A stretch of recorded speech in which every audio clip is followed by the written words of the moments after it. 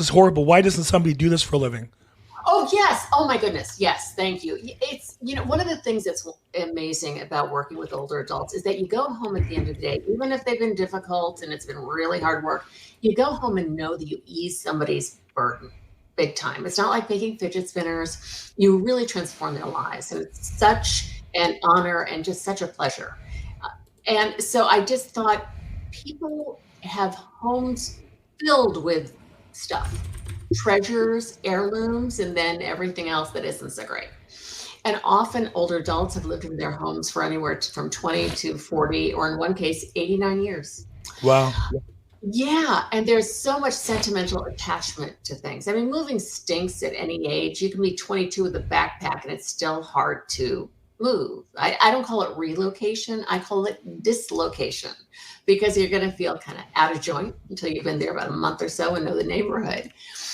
It's even harder, obviously, for older adults, especially if they have any little inkling of cognitive impairment, dementia. It just can be exacerbated unless it's done with a lot of compassion and know-how. And that's what we bring to the work that we do, whether it's sorting and downsizing, floor planning, making sure everything is packed, and supervising move day, unpacking, and setting up the home, especially if it's in an older, like a senior living community, assisted living or something like that, so that it feels like a reflection of the home they've left behind. So it feels familiar. And then afterwards, we deal with all the remaining items that remain in the house through estate sale services, donating ideally. And then when we often have to have bring in a haul-away company to take away trash because it's there. But it's just so hard. And it's knowing how to communicate with the older adult and let them know, you're not just throwing it out. We're going to donate it. And sometimes what can help them let go of something is to just let them tell the story about it. Wow. Yeah. And then they can let it go. Yeah.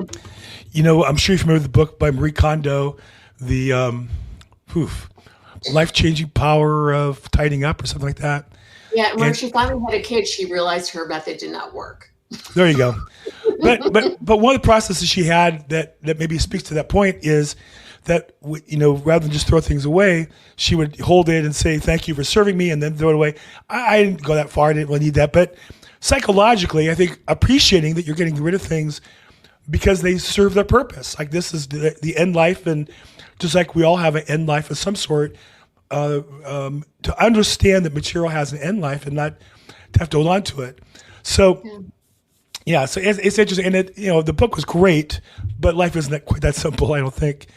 So let's talk about, I'm sure you have a whole wide range of cases. What's the most common case that you get that you feel this is the one that we do really well and we get this one regularly? What's it look like in terms of size and, amount of material, amount of steps and things like that? What's the most common case for you? Every situation is completely unique. It's just wild. But primarily our financial engine involves move management because, and sometimes it includes clearing out because someone has passed away. We're hoarding specialists. We love a good hoard. All kinds of treasures in there. But it's really, they're moving to assisted living. And they've been in their home of, a couple of, 3 bedrooms, a garage, 2 level, sometimes a shed in the back or what have you. And they're moving into a 1 bedroom in assisted living. And also they're dreading it. I literally had one client, I've been doing this 11 and a half years. I think this is about my 3rd year in, I think. And she said to me, I feel like I'm moving to the place I'm going to die. Right. And underneath it all, for many of them, that's what they're thinking, either consciously or subconsciously. Right. And so recognizing that they're underneath it all, they're feeling like this is the last place I'm going to live. And I'm leaving the home I've known so well. And if they've lost a spouse, if they've passed away, they're doing this alone and going to the community where maybe they might have 1 or 2 friends who live there too, or they know no one. Most commonly, Yeah. But it's extraordinary because in these communities, there are activities. There are people who are your contemporaries. So they remember the 60s or the 70s the way you do, not as an infant or a very young adult. They remember it. And there are so many shared experiences that they can talk about. There's a lot to do, and people can take care of them. I've been through this with my parents as well as my wife's parents. So 4 times, and you hit right in the head. They assume, well, this is where I'm going to go to die. And my reaction intellectually was, well, if you don't move there, you're going to die here. Like, you're going to die from somewhere, right? And second, you mentioned going from a house or a townhome to a 1-bedroom place. And, when I go and visited, and we're trying to get them into the place, I'm thinking, well, this is great. There's like community areas, but you have to clean it. You have to organize it. The food's all prepared for you. You don't have to do the dishes. Like, I'll move in if you like it. But right? Yeah. Easy for me to say, for them, they feel like they're really hitting the end of the line. It's difficult. So where in the process, I imagine are you getting inquiries from the facility or excuse me, where do you get involved? They call them communities, unless it's a skilled nursing facilities. Excuse me. And I get it. No, it's okay. It's just one of those things that I was told repeatedly early on because I kept doing it. But you were saying, I'm sorry, what were you saying about the communities? No, I find them really lovely, but I guess, are you working with the communities and they're introducing you to families? Or are you working with families and then are you involved with helping them find the right community? Because that's a tough job, finding the right community. That's a whole nother business, I think. It is. It really is. Usually we are brought in after they've chosen the place to move. Now, that's not to say that they may change their mind and move somewhere else, but we often then just help them move to that place. But yes, marketing directors at communities are very kind to us by referring them. They also know that we do this really well. The people, by the way, so you were talking about finding the perfect community. I want to talk about another kind of professional. First of all, the communities are very different. They fall into different categories. There's assisted living. There's independent living. There's something called the CCRC, Continuing Care Retirement Communities. And then there's also board and cares, or here we sometimes call them 6-packs in the trade. It's a small home. It's really great for people who have late stage dementia. It's 24-hour care, 7 days a week. And so those are wonderful, but trying to understand all these different kinds of communities and what's right for you is tricky. There are also I have to remember how they put it now, senior residence specialists, also known as placement agencies. For free to the client, they will help them find the ideal community for them. And they are paid by the community if and when the person moves in. But they know what the community looks like. How easy is it to get around? Because you have to think about that in terms of mobility. You also have to think of finances. And just as importantly as all that, what's the personality of the community? There's a wonderful place of CCRC, Villa Gardens in Pasadena. They have all these people from JPL there, the Jet Propulsion Laboratory. So they're fascinating. And it's really fun for us to work with them because, they were on one of the early, they were a project manager for one of the early Mars missions or something like that. It's fascinating. Wow. Question from a regular attendee, Michael White, says, I think senior move management and downsizing is very labor intensive. How do you find and keep sufficient labor? You hit the ball on the head in terms of how difficult that can be. Over all these years, I've become so particular. And so we're not as big as I would like us to be, but at the same time, I know we can do a really good job for our clients. It is very hard, especially in Los Angeles with all the big distances and things, to find the people who make good employees. And mind you, especially if you're talking to a company who does what we do, ask them specifically if their colleagues are employees or are they subcontractors? Because having them as employees makes such a big difference. First of all my employees get along really well with one another. They're used to working with each other. Plus they know that all of the different taxes are pretty much taken care of for them. And most importantly, they're trained in similar methods. And they know that they're taken care of. They know each other. As opposed to a subcontractor who can be brought in, and I forgot another important thing, they're not insured. So my employees are covered by workers' comp as well as liability and the other insurances, but workers' comp, so that if somebody trips and falls in your home, gets injured, my company, Clear Home Solutions, covers that. It's not up to the homeowner. Whereas with the subcontractor, they could go after the homeowner. So you need to be protected that way. That's very important. The key thing, Michael, that I've learned to look for, is empathy. People call that a soft skill. It is a hard skill. Honestly, if you don't have empathy, you really can't acquire it. You can acquire technical skills and things like that. You can learn to code, but empathy is a feeling built into us. Right. And without that, you can't do this kind of work. You really have to be able to put yourself in the other person's shoes and be a great listener. And not tell them what to do or what they ought to do or anything, but talk to them and ask the right questions so they can make their own decisions. But they're just questions that maybe they haven't been asked yet. I hope that answers your question. I think you did. You know, as a businessman, I don't have any employees. I only work with contractors because I don't have the kind of intensive customer experience that you do. When you say that to me, I know that you have a much larger expense, but that also tells me you're committed to a much deeper level of interaction with a customer that some of the contractors can't do. And so for those listening, it's easy. We all make decisions based on the cheapest, but you have to know the cheapest is going to be for a reason. And anybody who has employees, for the most part, and also the longevity, when you have employees, they're there continuously at some level, versus contractors by their nature come and go, and they do a bad job, they'll go and get hired somewhere else and leave you with holding the bag as a customer or as the referring source. Yeah. And also I will say too, they talk about ageism. If anything, I'm ageist towards people being older. If anything, because often they've gone through their own experience or are going through it. Right. And especially when it comes to the empathy and understanding of how people work, how they behave, and again, being patient, that takes time to acquire. And so, you'll rarely see somebody in their 20s on my staff for that reason. That's the opportunity for those of us who are experienced. I mean, really, I should be out of the business. 5-10 years ago, I would have been aged out because there'd be younger people who could compete.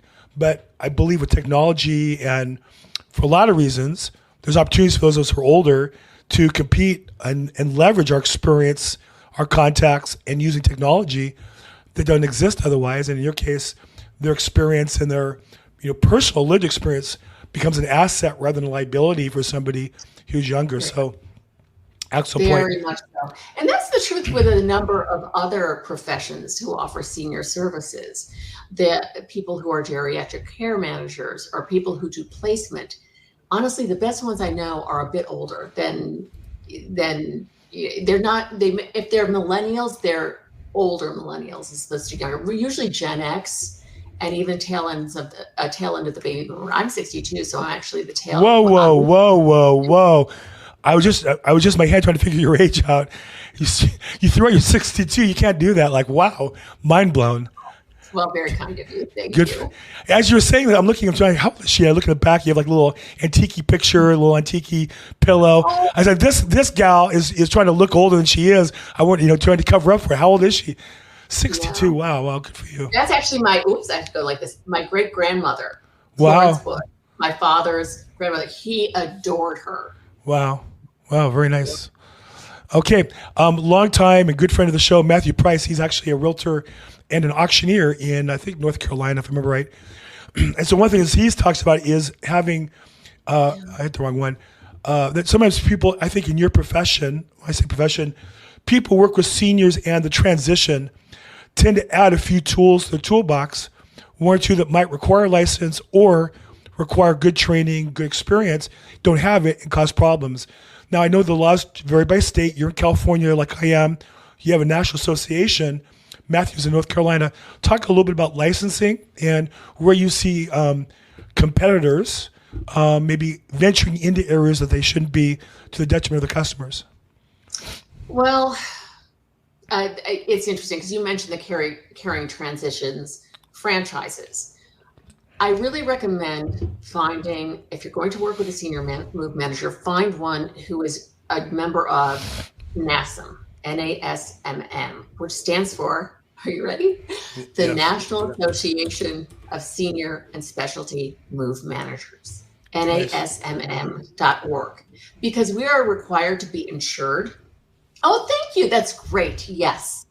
We're required to be insured. There is such great training that NASM offers. It's extraordinary.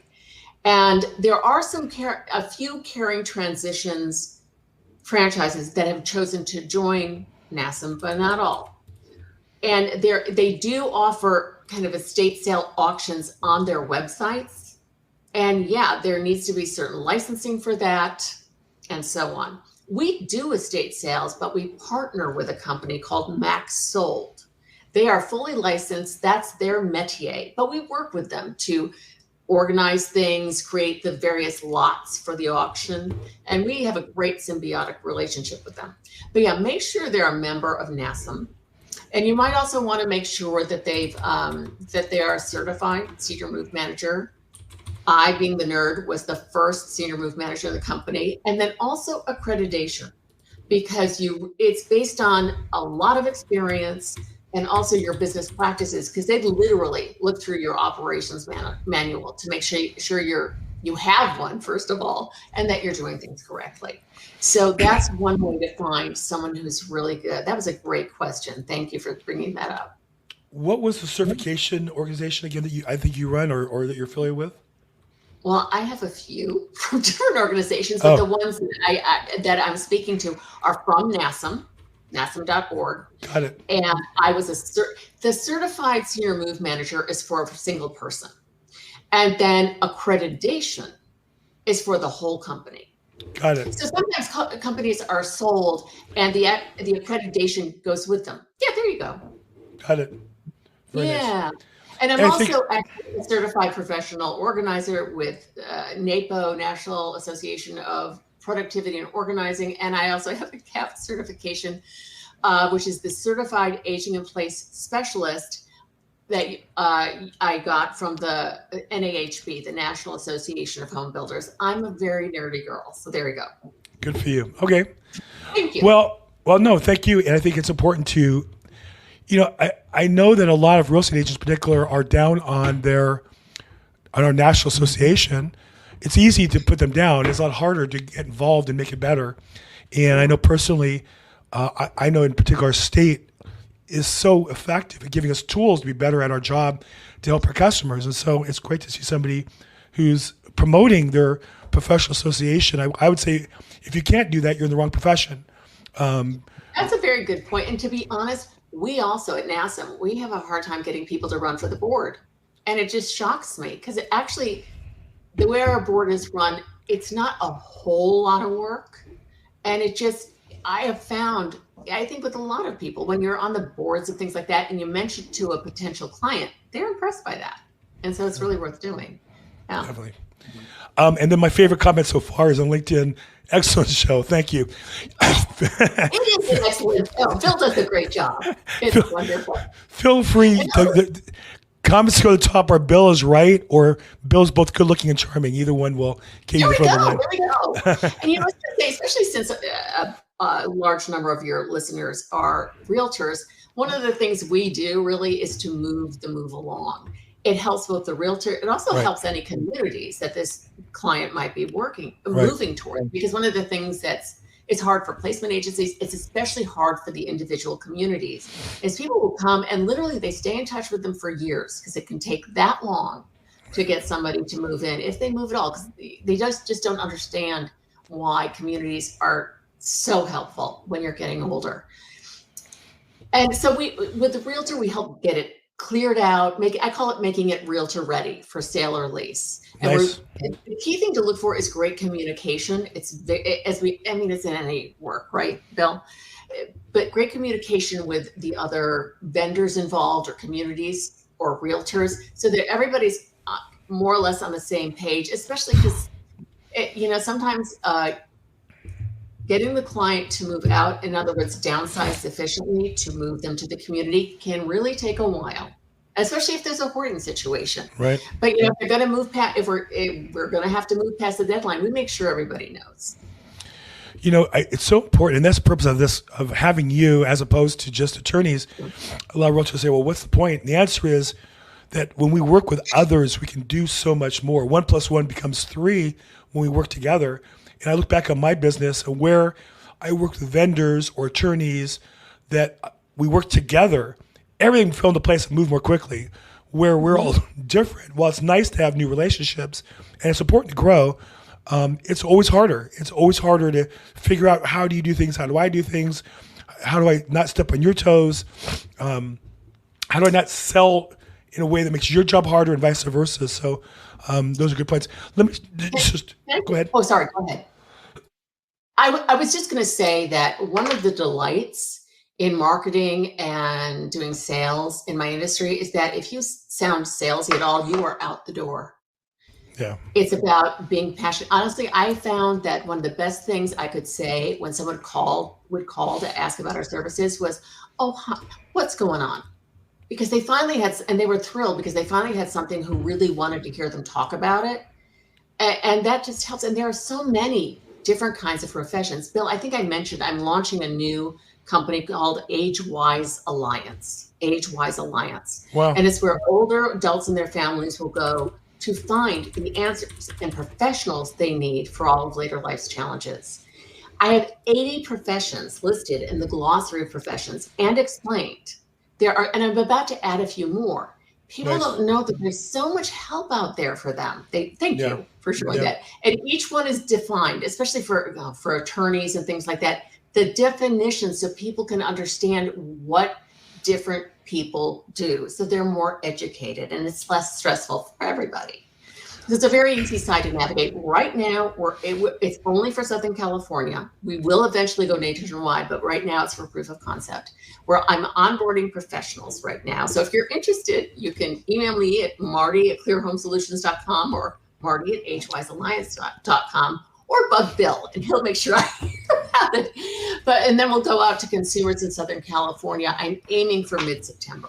But yet, it's to educate people. And there are so many kinds of professionals who can help older adults, but they can also help facilitate your work as well to move things along.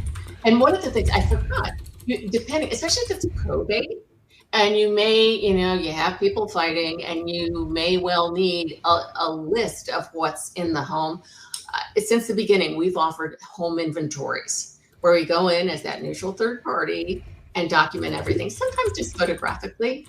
Other times, when it's legal, it gets really detailed. I think the biggest one we've kicked out so far is 430 plus pages. So you may want to find and get to know some company near you that does home inventories, just so you have them in your back pocket. Fantastic. Audra points out, so important for us to be on the same page. It's such a difference. I'm working on a different project where I have an attorney, fiduciary, probate attorney, and then they bring in a state accountant. I know all of them. And so it's a whole different experience. I've never had that happen before. She asked me to put the link. I put the link in the notes for agewisealliance.com. And I'm going to reach out to you because, Marty, I have another friend who's on the East Coast doing the same kind of thing, similar, that you guys might want to collaborate a little bit or talk about how to work together. I may know to reach out to you tomorrow to follow up on that. Let me just take a quick break and kind of do some housekeeping for those of you watching. Welcome to Probate Weekly. We do this every Thursday. We're actually moving next week, both the time and the format. Our roots were a Zoom call, and I stopped doing it because there just wasn't enough participation, and part was the time slot. So we're moving the time slot to 9 a.m. Thursday morning, and Pacific time. Anybody who's registered will get email reminders and invitations and such, but you'll need to register and come on the Zoom if you want to be in the Zoom, or you can continue to watch it live stream on YouTube or a replay. We have a Facebook group as well. So that's starting next week, August 8th, will be 9 a.m. Pacific time, 12 p.m. noon Eastern time. And it'll be a Zoom call. Look for that invitation. Love to have you join us there. Continue the conversation on Facebook. Our group is Probate Weekly. So if you jump in there, you can ask questions, post your probate content. Love to have you promote yourself there. If you want to sign up, go to probateweekly.com. Just put in your email and you'll be registered and get reminders. Scroll down if you want to get it on audio formats or see past episodes on YouTube. Our guest today, Marty is with Clear Home Solutions. She's the CEO, founder, clearhomesolutions.com. We'll have that in the show notes as well. And then she talked about the AgeWiseAlliance.com, which currently is only in Southern California. Watch for that to blow up nationally and be a great tool for all of us to use together to collaborate. It's so important. You know, I first got the idea several years ago because I realized no one knew senior move managers existed. And if I'm in a conversation with 7 people I don't know, I will inevitably be asked at least one or even both questions I'm about to say. One is like, where were you 6 years ago? And the other is, you do that? Because they realize that they need something like that. And so I realized there were all these different professions that people and services that people were not aware of. And so that inspired AgeWise Alliance. How exciting. Okay, so let's talk a bit about when you get involved. This is going so deep, and I'm not even halfway through my question. I love it. I'm happy to. Thank you. You got well. Oh. I'm sorry. I've been battling a cold for weeks here. I figured. I'm so sorry to hear that. It's okay. Thanks. People who don't use you, or when you come in halfway through, what are the biggest mistakes you've seen made that perhaps you could have prevented?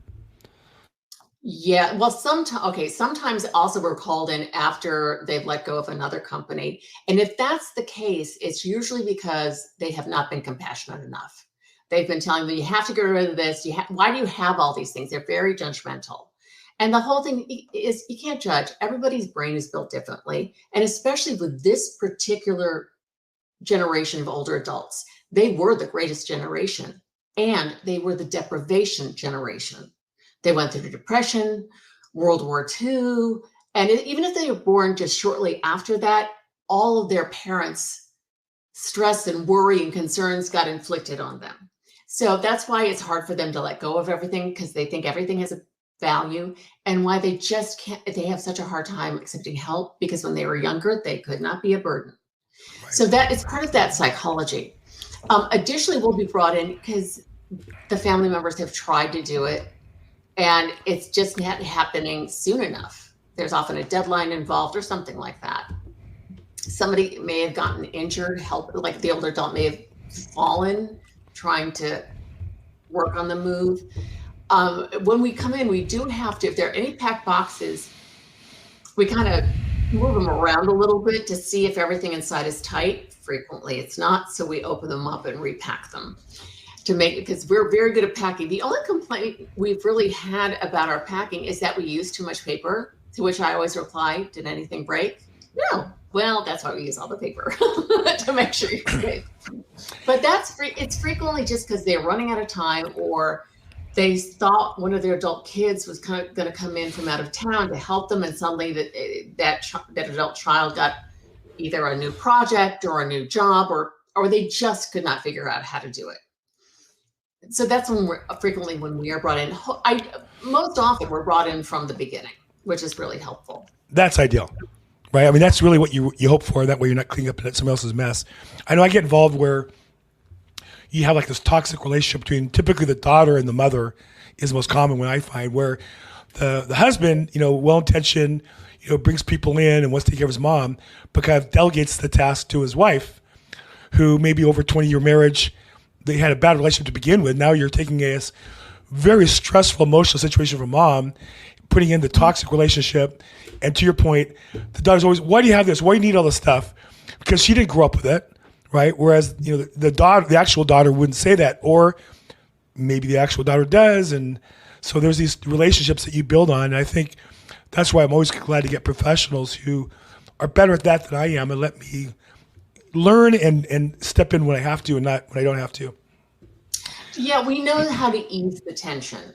And when we we have various ways to kind of take people to neutral corners, we find, we kind of redirect them just to let us settle down. Because honestly, especially the older adult, but also it affects every generation. I've had grandkids crying in my arms because of what's going on with their grandpa or grandma. Sure. So it comes out in all kinds of ways. For example, when I'm training new employees, I will say, so they will not let go of this pencil. It's shortening. It's all, why do you want to keep a hold of this?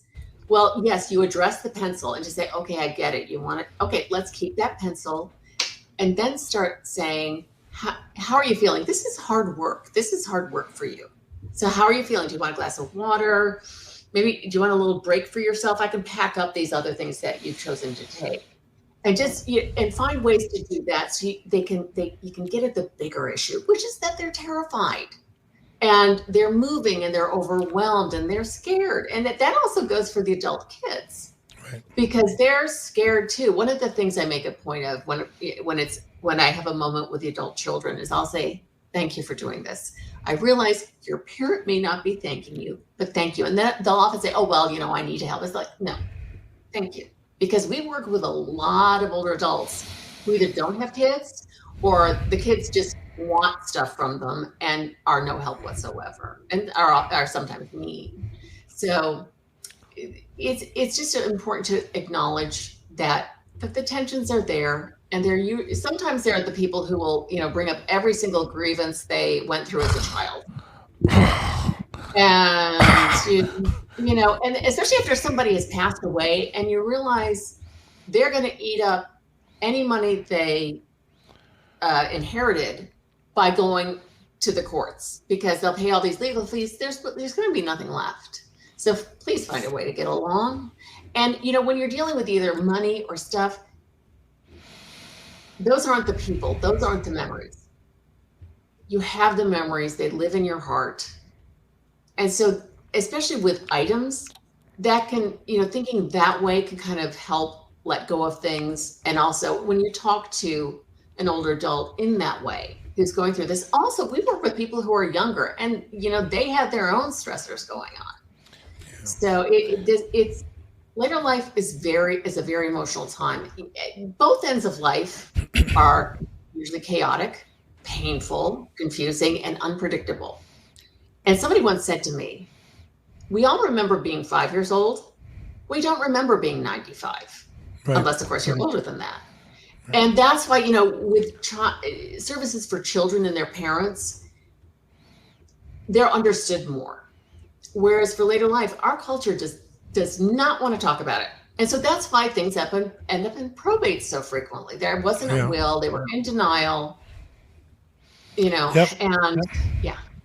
One of the goals for me with Age-Wise Alliance is to make sure people are educated. I think it's going to be the adult kids who are going to be going to Age-Wise Alliance. So they'll be helping their parents, but also they'll be getting educated about what's out there. And so my goal is to make my generation more comfortable with moving toward later life and planning for it. Well, like anything in life, if you plan and prepare, you get a better result, right? So part of this channel, I've really emphasized not probate alone, but avoiding probate through proper estate planning. And with this proper estate planning, then you bring in other professionals that can say, hey, look, you don't need to move out now. But like in my case, I'm 65. My wife is 65 as well. She's a cancer survivor, so she's struggling a little bit physically, but doing well, thank God. But our bedroom's upstairs. And while today it's great, and I don't mind it, there will be a day that's a problem. I will say today it's a problem in that I can carry things up and down. She can't so much. But like, for example, we want to replace furniture. Well, that becomes a little more of a challenge. So it's one of those things where the earlier you start playing on these things and think about, well, where do you want to be? Where do you want to be for the next 20 years? This isn't going to work for us for 20 years. This is going to work for us for 5 years, 10 years maybe. So we got to think about that. And the earlier we plan, the earlier that process works out. Actually, I've had clients who are in their 70s, like even early 70s, especially if they're moving to a really beautiful community. They'll say, I want to move there now so I can enjoy it. Yes. For years first. Yeah. Which makes so much sense. My mother did that when she remarried, and my father passed.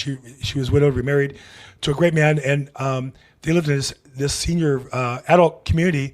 But it was really just adult in terms of age. It wasn't medical service or everything. But I had a golf course, beautiful pool, beautiful community room, all kinds of activities. I kept thinking, I like to live here. It's pretty nice. Right. Now, it was a long ways from where we live, so it's not quite what we're looking for, but it was really nice. I mean, I think, why wouldn't you want to live like that if you have a chance to enjoy it? And that's an upgrade. So. Yeah. Okay, so let's talk a little bit about business development, because I know one of the hats, you obviously run your business, you give service to people who need, transitional services, but you also have to develop the business. So what percentage of your time today is developing new business, and what does that look like for you today? Well, it's interesting because our clients are frequently one-offs. Now, I will say frequently down the line, a couple of years later, they may come back. Let's say we helped somebody move into a community. Well, their adult children might call and say, "Well, they passed away, so we need to," that kind of thing. But usually, I always remember it's mostly a one-off, and so it's really getting to know the referral sources, the estate planning attorneys, probate attorneys, trusted attorneys, family law attorneys, because there's a lot of later life divorce going on right now. A lot. That's amazing. Yeah. Also fiduciaries, people who do senior residential placement. And that way, they know us, they know that we do great work. And those are the repeat clients, so to speak, because they have continual clients in ways that they're a one-off for them too. So we all it's a very symbiotic relationship. So for those listening, I'm sorry. Yeah. Just for those listening, the real estate agents, my job is not to find people who need to sell a house. My job is to find people who know people who need to sell houses regularly, help them with their business so that I become the partner. That's really the goal. Yeah. Yeah. And for realtors, get to know the marketing directors at your local senior living communities. 100%. Because people don't know, and especially there's a specific designation, SRES. It stands for Senior Real Estate Specialist. That indicates that you have done the proper coursework and that you really now know how to work with older adults and their families. And you mentioned that to marketing directors at senior living communities, and it's really great. And sometimes offer to do presentations. One great presentation is to pair up with, say, a senior move manager like me and do a presentation at a community explaining what it takes to move, because the expertise that you have with senior moves, and then also, this person knows how to take you through the process of a move. So that can be very effective. And I think one of the things you said, again, for those listening, we're talking to a professional here, is partnering with somebody else. Because I know when I built my first phase of my real estate business was mortgages, and I partnered with somebody where I did primarily fixed rate mortgages, and in those days, different companies did adjustable rate mortgages. I would partner with him and promote his business. He promoted my business. I found it easier to brag about him, and he found it easier to brag about me. It doesn't come across as self-serving. I'm being of service, but we both got in together. And then when I would get a deal and they wanted to adjust mortgage, I'd flip it to him and vice versa. So it's really important, I think, in this business to find as many partners as you can to work together. It helps so much. Towards the beginning, maybe second year, third year, I partnered with Courtney Hoganson, who then had an in-home care company, and she was also a care manager. And we would go around to communities, and it was wonderful because that's what you were saying. We would brag about each other. And also it was 3 people in the meeting as opposed to just one-on-one. And there's something kind of magical when it's a very different meeting when there are 3 people as opposed to just 2. And so we had so much fun. By the way, actually, Courtney has a great new company called Call Light. It's call-light.com. You can hire nurses to come in to your home and give you a shot or do a medical thing, because there are certain things caregivers cannot do. They're not allowed to change a port or something like that. And it's just great. She's a phenomenal entrepreneur, very smart in business, and just a lovely person. She's just great. Well, and it is magical when you're 3. I think, without getting into politics, we've never had a president run for office and get elected, but maybe one who wasn't married. Why? In a day when so many people aren't married, why is that? Because there's something about the fact that somebody thinks you're worth living with is kind of a stamp of approval, right? And you meet my wife and you say, who the heck would ever put up with this guy? And you meet her and go, wow, she'd put up with him. I guess maybe I can. And I think there's some truth to that. So in business, when you work with somebody, you are really getting a stamp of approval or testimonial is very powerful. And I also know that we all need some accountability. And one of my team members in Florida, she's the probate nurse, and she calls on senior home relocation specialists with a partner and different partners, because she just likes that. They get in the car together, they go together, they have lunch together. It's fun. They'll get into action. And so I think there's something about working with other people that's very powerful if you need to get started in that. It's not, you have an ally. And when you go to meet with an attorney or a marketing director, you have your ally with you, and you can, like I say, it's so much easier to brag about somebody else. And it just also, it looks better that you're bragging about one another, not necessarily yourself. So. Now, along the way you've come across real estate agents, I know some refer you business and earn your referrals back. Others you've come across in the course of your business. What are one or two of the biggest mistakes you've seen real estate agents do that you go, they just haven't really thought things through, or we're paying attention? They don't get it. Like they don't get it or something. It's often not being patient with the moving process, because they'll complain about how somebody's not going fast enough. And it has its own rhythm. I actually just read a couple of articles today about issues with senior living communities have become very corporatized. Yes. And so that means you have number crunchers. And for example, Brookdale, for example, I'm just quoting an article from the Washington Post talking about how they decided to add an algorithm. They started, timing how long it took somebody to do something, like give somebody a shower or get them dressed for the morning or get them downstairs for dinner. And so they used that and they put that in the algorithm to determine how many staff members they need. The thing is, every older adult, every senior is different. And and some days will be great and some days will be really difficult. And so to use just an algorithm to determine staffing, especially during something like COVID, is foolish. And so they've gotten in quite a bit of trouble. There are lawsuits and things like that. So algorithms are great when you're doing maybe an e-commerce site or something like that. But when you're working with older adults and their families, and you're the realtor handling basically their biggest financial asset in 99% of the cases, there's going to be so much emotion involved. There's going to be those lovely family dynamics that we all get to deal with. Oh, joy. And you just have to realize it can be unpredictable. You can have a target date to put it on the market, but realize it might take longer. Sometimes it happens faster. I have a team who can be very efficient, but our tagline is where compassion meets know-how. It's knowing also when you have to really take care of somebody and get to know them.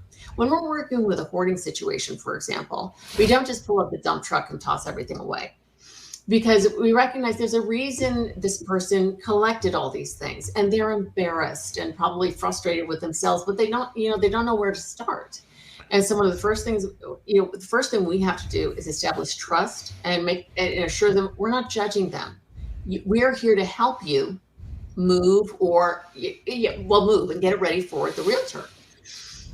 And frequently during the first session, and maybe even part of the second, nothing necessarily goes in a trash bag. Maybe a few things get set aside for donation, but we need to build that trust and get a feel for what this client values and what kind of questions work best for them, like telling the story of the item, then they can let it go.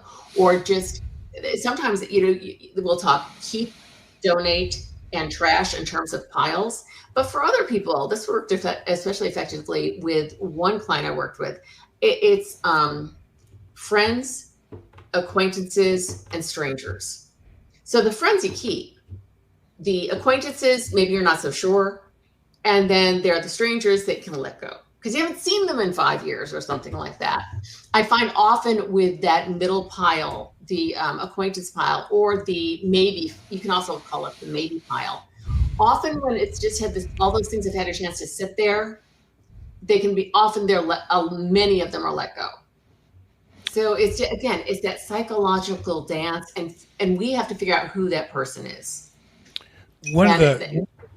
I'm always hesitant when real estate agents will talk about the seller, as a hoarder, sometimes it's just a physical thing. You go out and buy groceries and you cook and whatever, and you're left with things you don't use. You go out and buy more. To get rid of it requires the physical strength to put things in a garbage bag, take it out. Like in my house, the garbage, 4 days a week, it's here, and then we put it in the front yard for the pickup. So you have to walk out the door and carry it. For me, it's not a problem at this stage of my life. My wife can't really do it now, so it sits there. And so I can see where, I've seen where it's just not even as much psychological as physically. They're just having a hard time keeping up with everything it takes to live their life. And so the compassion comes from not being judgmental to say, well, it's not that they're psychologically wanting to hold on to all the garbage.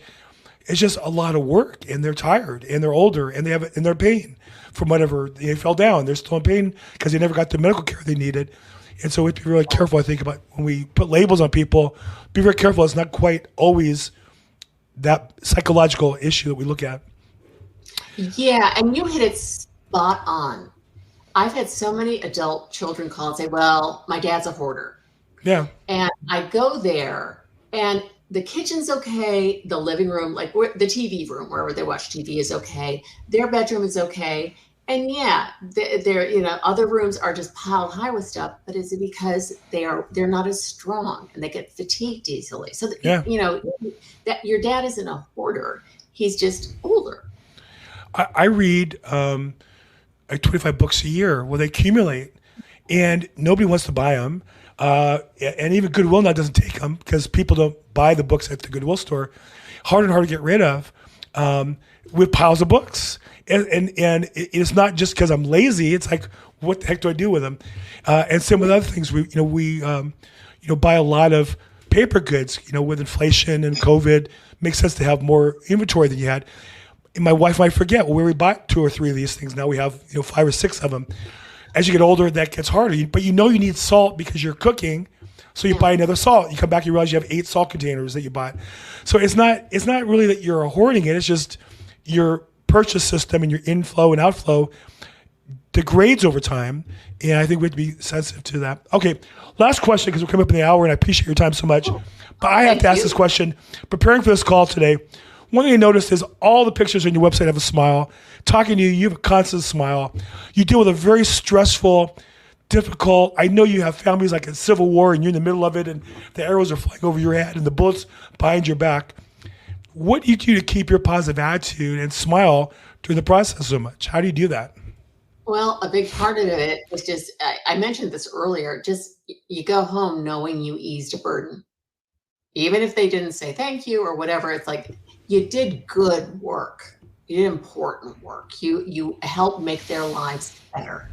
And sometimes too, by kind of knowing how to handle the family dynamics, that all, and helping the people understand, especially the adult kids, just saying, she's not doing that on purpose. I mean, she really, like with dementia, she really can't remember. And that's its own art, is knowing how to work with people with dementia. And it just feels good when you make things better. And my colleagues feel the same way. It's just adult. Like I say, it's not like making fidget spinners or, a computer. Well, computer monitors, don't get me wrong, they are necessary. But when you're really face to face with that person and they really appreciate and their life is better by what you've done, that keeps us all smiling. And so if I could rephrase it, if you give me the permission, I would say you found how you make a contribution. Now, there are people who find their contribution in that computer screen. Good for them. That would be like a living hell for you, I think, to be just manufacturing all day long.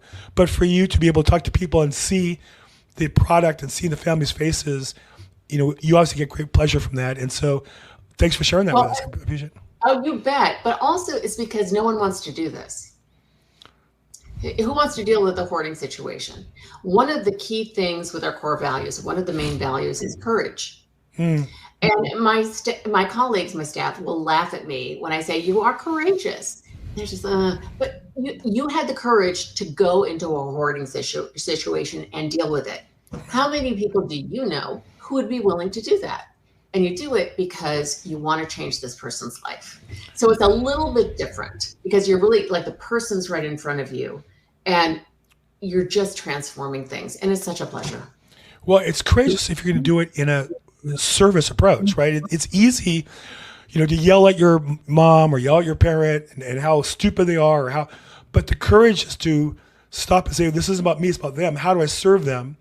And what do I say? How do I communicate in a way that helps them move forward? And that's, I think, where the courage comes from. Being patient takes courage. It's easy to be impatient. I agree.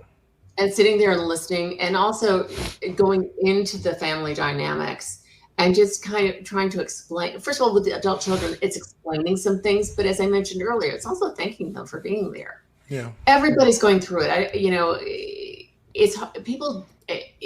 There are too many people who don't recognize as it is that later life is so hard on people. They're living through it, but people completely ignore what the adult children go through. It is so hard to be that adult child, especially if you're what we call the DA in the family, designated adult. You're the one who takes care of mostly everything. I have a hunch that, Bill, you are or were the DA in your family. I think I am. Yeah, I was. Yeah, well, the grown up, I was at, it was funny when my mother was widowed and remarried, we went to dinner one time with her future husband. And I said, I'm confused. Are you asking me if it's okay for you to get married? Like, I felt like I was the father and they're looking for my approval, but this is my mother, right? And I actually knew my stepfather was an attorney who I actually hired on a civil matter to represent me. So I knew him through business. I knew that he knew my father and, liked him. He was a nice guy, but it was very weird. Like, so yeah, I've worn the hat of the, and then when my sister got married, I had to go meet her future husband and my mother needed me to sign off on it. So yeah, I've been that for a while, I guess. I'm an adult. I adult for a living, I guess. There you go. Yes, you do, Bill. Marty, thanks so much. I really appreciate your time with us today. As always, we've met, previously, but this was a deeper dive. I appreciate what you do. We'll continue to look for you as you build out. Again, the company, Clear Home Solutions, clearhomesolutions.com. All this will be in the chat box, description down below on the YouTube channel. And then she mentioned an organization, nasmm.org, which is a great place to learn more about if you're looking for that business or looking for other vendors like her in your local market area. Great source. And then she's building, and then pay attention to agentwisealliance.com, which is her passion project that she's building out here immediately in Southern California, but hopefully nationally, and love to be part of that. So, next couple of years, you bet. Marty, thank you so much. I really appreciate your time so much. Thank you for your time and being here. And it's always great to talk with you. It's wonderful. Thank you. Thanks. I appreciate it. And for the rest of you, again, this is Probate Weekly. We do this every Thursday. Now, next week, we're moving from 4 p.m. Pacific time to 9 a.m. And we're changing the format from a YouTube live stream to a Zoom call again, back like we used to. So love to have you participate. That's the purpose of it. You'll get invitations and notices of that if you're registered.